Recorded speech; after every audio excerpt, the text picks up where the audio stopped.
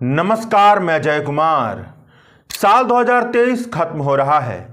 हमारा और आपका समय कैसे गुजरेगा, यह बहुत सारी बातों के साथ सबसे ज़्यादा इस बात में निर्भर करता है कि हमारे जेब में पैसा कितना है, हमारी आर्थिक स्थिति कैसी है। घनघोर किस्म की गैर बराबरी में चल रहे समय में दूसरों का हक मारकर बहुत ज़्यादा कमा लेना कईयों के साथ नाइंसाफ़ी करने जैसा होता है। मगर अपनी ज़िंदगी की बुनियादी ज़रूरतें पूरा करने के लिए, गरिमापूर्ण जीवन जीने के लिए जो ज़रूरी आर्थिक स्थिति की चाहत करना है, वह अपने अलावा सबके साथ इंसाफ करने जैसा होता है। तो चलिए इस वीडियो में हम इसी विषय पर बात करते हैं कि साल 2023 की आर्थिक खबरें अर्थव्यवस्था सहित हमारे समाज के बारे में क्या बताती हैं। भारत के ज़्यादातर लोगों की आर्थिक परेशानियों को दूर करने के लिहाज से देखा जाए तो साल 2023 में मोदी सरकार की तरफ से ऐसी कोई खबर नहीं आई जो उनके जीवन में बुनियादी बदलाव ला सकती हो। प्रचंड बहुमत के दम पर पिछले 9 साल से सत्ता की गलियारों में मोदी सरकार की हवा बह रही है, मगर इस हवा से भारत के ज़्यादातर लोगों के आर्थिक जीवन में कोई बहुत बड़ा बुनियादी बदलाव नहीं आया है। जिस तरह से महंगाई बढ़ रही है, उस हिसाब से प्रति व्यक्ति आमदनी नहीं बढ़ रही है। प्रति व्यक्ति आमदनी पहले से ही कम थी, जबकि गरिमापूर्ण जीवन जीने के लिए जो लागत लगती है, इस साल भी ऐसी कोई खबर नहीं आई जो बेरोजगारी की बढ़ती फौज को कम कर सकने की क्षमता रखती हो। इस साल भी वही हाल रहा कि काम के नाम पर मजदूरों के शरीर का कतरा कतरा चूस लिया जाए, मगर ढंग की आमदनी ना मिले। इस शोषणकारी माहौल को दूर करने वाली कोई भी नीति नहीं बनी। जीवन की बुनियादी ज़रूरतें जैसे कि ढंग की शिक्षा, सेहत, आवास ज़्यादातर लोगों की आर्थिक हैसियत से बाहर होती जा रही है। कहने का मतलब यह है कि साल 2023 में आर्थिक जगत में ऐसी कोई खबर नहीं है जो इतनी बड़ी हो कि भारत के ज़्यादातर लोगों की आर्थिक जीवन में मौजूद संकट को दूर कर सकती हो, उन्हें एक बेहतर जिंदगी की तरफ ले जाती हो। इस साल नरेंद्र मोदी की तरफ से चुनावी भाषणों से लेकर देश और दुनिया की आधिकारिक मंचों से एक बात लगातार दोहराई गई कि जब वह तीसरी बार प्रधानमंत्री बनेंगे तो भारत की अर्थव्यवस्था दुनिया की तीसरी सबसे बड़ी अर्थव्यवस्था बन जाएगी। इस बात की वह गारंटी देते हैं। यह गारंटी वाला ऐलान प्रधानमंत्री मोदी ने खूब बेचा और मीडिया जगत ने भी, जबकि इस गारंटी की असली हकीकत यह है कि दुनिया की तीसरी सबसे बड़ी अर्थव्यवस्था बनने जा रहा भारत नॉमिनल प्राइस पर प्रति व्यक्ति आमदनी के लिहाज से दुनिया भर के 194 देशों के बीच 139वें पायदान पर खड़ा है। मतलब साल 2023 में प्रधानमंत्री नरेंद्र मोदी ने अर्थव्यवस्था का गुब्बारा बेचा, मगर अर्थव्यवस्था में मौजूद असली गरीबी को दूर करने की कोशिश से जुड़ी कोई महत्वपूर्ण खबर नहीं दी। जिन्हें जीडीपी के गुब्बार से देश की आर्थिक नब्ज को देखने और समझने की आदत है, उनके लिए साल के अंत में अच्छी खबर आई। खबर यह थी कि देश की जीडीपी ने वित्त वर्ष 2023-24 की दूसरी तिमाही में 7.6% के दर से बढ़ोतरी हासिल की है। मतलब वित्त वर्ष 2022-23 की दूसरी तिमाही में जितनी जीडीपी थी, उसके मुकाबले साल 2023-24 की दूसरी तिमाही में 7.6% जीडीपी बढ़ चुकी है। प्रधानमंत्री ने भी ताली पीटते हुए कहा कि उनकी आर्थिक नीतियों का परिणाम है कि देश इस तरीके की तरक्की कर रहा है। मगर यहां पर ध्यान देने वाली बात यह है कि भारत की जीडीपी का महज 57% हिस्सा प्राइवेट फाइनल कंजप्शन एक्सपेंडिचर का है। मतलब उससे बना है जो हमने और आपने रोजाना की जरूरतों के सामानों और सेवाओं पर खर्च किया है। पिछले साल की तिमाही के मुकाबले इसमें महज 3% की बढ़ोतरी हुई है। अर्थशास्त्रियों की असली चिंता यही है कि भारत की जीडीपी का 55% से लेकर के 58% का हिस्सा महज प्राइवेट फाइनल कंजप्शन एक्सपेंडिचर से बन रहा है। यह हिस्सा बढ़ नहीं रहा। यह हिस्सा तभी बढ़ेगा जब आम लोगों की जेब में ज़्यादा पैसा जाएगा और जब आम लोग ज़्यादा खर्च करेंगे। जब ज़्यादा खर्च होगा तभी जाकर के अर्थव्यवस्था बढ़ेगी। यह सुई 55 से लेकर के 58% के आसपास कई सालों से अटकी हुई है। मतलब जीडीपी की हकीकत में गुब्बारे की तरह फैल रहा है जिसके भीतर हवा भरी गई है। आर्थिक जानकारों के बीच मोदी सरकार के दौर में एक और विवाद फैलने लगा है कि जिस मेथोडोलॉजी के हिसाब से जीडीपी या दूसरे महत्वपूर्ण आंकड़े जारी किए जा रहे हैं, उस पर भरोसा करना बहुत कम होता दिख रहा है। आधिकारिक आंकड़ों को जांचने परखने की मेथोडोलॉजी में फ्रॉड तरीका अपनाने का आरोप लगाया जा रहा है। केवल जीडीपी की नब्ज पढ़कर अर्थव्यवस्था की तस्वीर बताएंगे तो यह आम आदमी के साथ नाइंसाफी होगी। क्योंकि जीडीपी इस तरीके से व्याख्याएं करता है जिससे आम आदमी की जिंदगी में क्या बदलाव हुआ इसका कोई पता नहीं चलता है। आम आदमी की हकीकत प्रति व्यक्ति आमदनी से पता चलती है, जीवन जीने की लागत यानी महंगाई के हाल से पता चलती है। तो इस फलक पर मामला यह है कि 140 करोड़ से ज्यादा की आबादी वाले भारत की कुल जीडीपी साल 2023 में 160 लाख करोड़ के आसपास रही।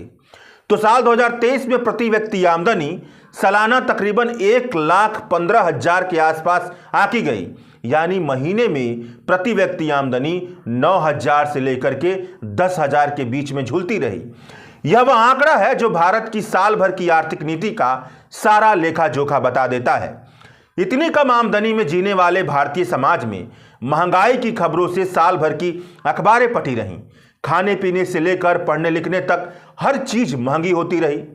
मतलब आमदनी कम और जीवन जीने की लागत बढ़ती जा रही है। महंगाई की तकनीकी शब्दावली भी भारत की विकराल महंगाई को नहीं पकड़ पा रही है, न ही उसकी व्याख्या कर पाती है।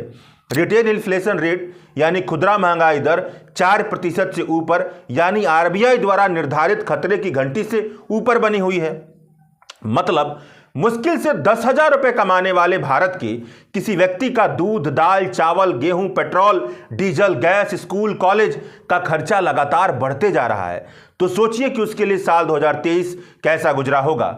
Centre for monitoring Indian economy ने 4293 लिस्टेड कंपनियों के प्रॉफिट का विश्लेषण कर बताया कि मार्च 2023 में इनका नेट प्रॉफिट पिछले 3 साल के मुकाबले 3.5 गुना ज्यादा बढ़ गया था। प्रॉफिट में इतनी ज्यादा बढ़ोतरी प्रॉफिट मार्जिन बढ़ने के कारण हो रही है और प्रॉफिट मार्जिन में तकरीबन 60% बढ़ोतरी का कारण यह है कि माल उतना ही बेचा गया मगर माल की कीमत पिछले 3 साल के मुकाबले ज्यादा बढ़ा दी गई। यानी कॉरपोरेट की जेब तो भर रही है मगर इस हिसाब से मजदूरी नहीं बढ़ाई गई है। इसका मतलब यह हुआ कि कॉरपोरेट की ज्यादा कमाई की लालच भी भारत में महंगाई का कारण बनते जा रही है। इस देश की आर्थिक नीतियों में कॉरपोरेट और नेताओं की बेईमानी की गठजोड़ का घून लग चुका है। इसका भी बहुत बड़ा खुलासा हुआ। पता चला कि गौतम अडानी और नरेंद्र मोदी के गठजोड़ से बना साम्राज्य भारत को चला रहा है, ना कि भारत सरकार। बंदरगाह से लेकर के हवाई जहाज तक और बिजली से लेकर टेलीविजन तक हर जगह अडानी अडानी और मोदी का कारोबार फैला हुआ है। मोदी और अडानी से मिलकर बने मोडानी मॉडल पूरे भारत पर हावी है। इस मॉडल के भीतर चल रही भ्रष्टाचार की इतनी ज्यादा खबरें आई कि इसने बहुतों के लिए अर्थव्यवस्था की खबरों को देखने का नजरिया ही बदल दिया है। लगता है कि चंद लोगों के लिए अर्थव्यवस्था चलाई जा रही है। साल 2023 में प्रकाशित हुई ऑक्सफैम की रिपोर्ट बताती है कि केवल 5% सबसे अमीर लोगों के पास भारत के टोटल वेल्थ का 62% हिस्सा है। इस तरह की खाई में भारत की अर्थव्यवस्था गिरी हुई है। विपक्ष के नेता राहुल गांधी ने भी कई मौके पर भारत की अर्थव्यवस्था की सबसे बड़ी कमी आर्थिक असमानता को ही बताया है। मोदी और अडानी के मॉडल पर चलने वाली आर्थिक नीतियों को ही बताया है, जिसकी वजह से बेरोजगारी से लेकर गरीबी तक तमाम समस्याएं जस की तस बनी हुई हैं। भाजपा ने हमेशा कहा है कि उसकी अर्थनीति यह है कि सरकार का काम बिजनेस करना नहीं है। प्राइवेट एंटरप्राइजेस को इंसेंटिव दिया जाएगा, यानी कि प्रोत्साहन दिया जाएगा। एक तरह से कह लीजिए तो प्राइवेटाइजेशन होगा, यहीं से जॉब क्रिएशन होगा और यहीं से पॉवर्टी एलिवेशन यानी कि गरीबी दूर होगी। सरकार नौकरी नहीं देगी, भारत खुद आत्मनिर्भर बनेगा। यही आर्थिक नीति इस साल के बजट से लेकर के सरकार के तमाम छोटे बड़े कदमों में दिखाई देती है। यह आर्थिक नीति कितनी प्रभावी है, यह बताने के लिए बैंक ऑफ बड़ौदा ने 3420 कंपनियों के बैलेंस शीट का विश्लेषण कर यह बताया कि 5 साल में फिक्स एसेट स्थायी संपत्ति में केवल 8 लाख करोड़ रुपए की बढ़ोतरी हुई है। स्थायी संपत्ति यानी कि फिक्स्ड एसेट यानी कि कल कारखानों की बढ़ोतरी का मतलब यह है कि जब यह बढ़ते हैं तो रोजगार बढ़ता है और पिछले 5 साल में इनके बढ़ने की दर भारत की जीडीपी के बढ़ने की दर की आधी है। 3420 कंपनियों में से 85 कंपनियां पब्लिक सेक्टर यूनिट की हैं और केवल इन्हीं का फिक्स्ड एसेट्स में इन्वेस्टमेंट तकरीबन 39% का रहा है। यानी सरकारी कंपनियों को छोड़ दिया जाए तो तमाम प्राइवेट सेक्टर की कंपनियों ने फिक्स्ड एसेट में रत्ती बराबर इन्वेस्टमेंट नहीं किया है। यानी जिस आर्थिक नीति पर चलकर भाजपा भारत की गरीबी और बेरोजगारी दूर करना चाहती है वह फेल साबित हो रही है। बेरोजगारी के मुद्दे से लड़ने के लिए मोदी सरकार ने रोजगार मेला लगाकर नियुक्ति पत्र देने का प्रचार प्रसार शुरू कर दिया है। यह खबरों में भी बना रहता है। इस मेले के तहत जितने नियुक्ति पत्र थमाए जाते हैं वह भारत में बेरोजगारी को दूर करने के लिए सालाना जितने रोजगार की जरूरत है उस समुंदर का बूंद बराबर भी नहीं होता है। भारत को सालाना तकरीबन 2 करोड़ नौकरियों की जरूरत है। रोजगार मेला के तहत साल 2024 के चुनाव से पहले सरकारी विभाग में मौजूद 10 लाख रिक्तियों को भरने का चुनावी प्रचार प्रसार किया जा रहा है। तो आप ही समझ सकते हैं कि बेरोजगारी से कैसे लड़ा जा रहा है। Centre for monitoring Indian economy के मुताबिक 2022-23 में 15 साल से ऊपर काम करने लायक आबादी में किसी न किसी तरह की रोजगार या रोजगार की तलाश में लगे हुए लोगों की हिस्सेदारी महज 39.5% है। तकनीकी भाषा में इसे लेबर फोर्स पार्टिसिपेशन रेट कहा जाता है। दुनिया भर में भारत के साथ जिन देशों की तुलना की जाती है उसके मुकाबले भारत का लेबर फोर्स पार्टिसिपेशन रेट बहुत कम है। साल 2022-23 का लेबर फोर्स पार्टिसिपेशन रेट साल 2016-17 के बाद सबसे कम है। इसमें औरतों का लेबर फोर्स पार्टिसिपेशन रेट महज 8.8% है। इस साल भारत चीन को पछाड़कर दुनिया की सबसे बड़ी आबादी वाला देश बन गया। जब भारत आजाद हुआ था तो भारत की आबादी तकरीबन 34 करोड़ हुआ करती थी। अब 142 करोड़ की आबादी के साथ भारत आबादी के मामले में दुनिया का सबसे बड़ा मुल्क बन चुका है। Centre for monitoring Indian economy के आंकड़ों के मुताबिक इस आबादी में केवल 41 करोड़ ऐसी आबादी है जिसके पास किसी न किसी तरह की रोजगार है। इसमें भी 94% आबादी असंगठित क्षेत्र में काम करती है जिसके महीने की आमदनी मुश्किल से 10,000 रुपए भी नहीं है। अर्थव्यवस्था की फलक से एक और बड़ी खबर यह आई है कि मोदी सरकार ने अपने पहले टर्म में तकरीबन 13 करोड़ 80 लाख लोगों को गरीबी से आजाद कर दिया है। वह गरीबी से निकलकर मिडिल क्लास की कैटेगरी में आ गए हैं। प्रधानमंत्री ने अपने भाषणों में इसका जोर शोर से ऐलान करना शुरू कर दिया है, जबकि हकीकत यह है कि साल 2011 के बाद भारत में गरीबी के आंकड़े जानने के लिए जो कंजप्शन एक्सपेंडिचर सर्वे किया जाता है उसकी किसी भी रिपोर्ट को सार्वजनिक नहीं किया गया है। जिन आंकड़ों को प्रधानमंत्री नरेंद्र मोदी अपने भाषणों में बता रहे हैं वह मल्टी डायमेंशनल पॉवर्टी इंडेक्स के आंकड़े हैं। इससे स्पष्ट रूप से यह पता नहीं चलता है कि गरीबी रेखा क्या है। इसीलिए गरीबी से जुड़े इन आंकड़ों पर ज्यादातर अर्थशास्त्री भरोसा नहीं कर रहे हैं। भारत का तकरीबन 50% के आसपास का वर्कफोर्स एग्रीकल्चर में लगा हुआ है। मिनिमम सपोर्ट प्राइस को लेकर के आंदोलन भी हुआ, मगर उसके बावजूद भी सरकार ने C2 प्लस 50% यानी लागत से 1.5 गुना ज्यादा MSP देने का कानून अब तक नहीं बनाया है। अब तक केवल 14% किसानों को ही MSP मिल रहा है। 86% किसानों को MSP नहीं मिल पा रहा है। कृषि की हिस्सेदारी भारत की GDP में महज 15 से 20% के आसपास बनी हुई है।